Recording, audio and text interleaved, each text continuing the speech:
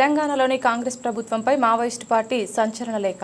కాంగ్రెస్ ప్రభుత్వంపై Maoist party తీవ్ర ఆగ్రహం వ్యక్తం చేసింది. ఉస్మానియా యూనివర్సిటీలో నిర్బంధ ఆంక్షలను విధించడానికి విమర్శిస్తూ సంచలన లేఖను విడుదల చేసింది. మావోయిస్టు పార్టీ అధికార ప్రతినిధి జగన్ పేరిట ఈ లేఖ విడుదలైంది. నేటి పాలకుల కారణంగా ఎన్నడూ లేని విధంగా ప్రజాస్వామ్యం ప్రమాదంలో పడిందని తెలిపింది. ప్రజా వ్యతిరేక విధానాలను ప్రశ్నించే వారి గొంతు నొక్కుతున్నారని మండిపడింది. నియంతృత్వ విధానాలను అమలు చేస్తూ పౌరుల స్వేచ్ఛను, ప్రజాస్వామ్యాన్ని కాలరాస్తున్నారని విమర్శించింది. ఓయిలో ధర్నాలు, ఆందోళనలు, నిరసనలు చేయకూడదని ఈ నెల 13న యూనివర్సిటీ రిజిస్ట్రార్ ద్వారా కాంగ్రెస్ ప్రభుత్వం ఉత్తర్వులు జారీ చేసిందని ఆ లేఖలో తెలిపింది.